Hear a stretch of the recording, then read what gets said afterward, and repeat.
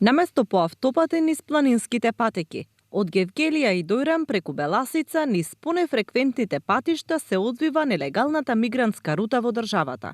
Полицијата вели дека овој е еден од најкористените правци на движење на криумчарите, што се гледа и од големиот број фатени мигранти. Не сум видел. Една продавница наша тука.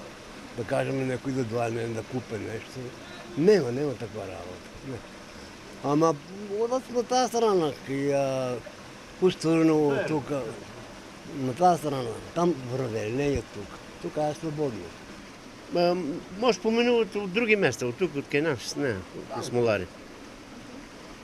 Може, така, Кустурно, там тие села, повеќе.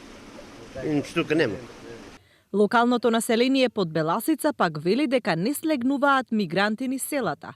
Патеките се надвор од населените места. Планинските патеки на Беласица изминативе месеци се најчесто користени за криумчарење на мигранти. Токму затоа и полициските патроли се зачестени во подгорските села на Струмичко. Речиси секојдневно полицијата открива обиди за нелегално поминување на државата.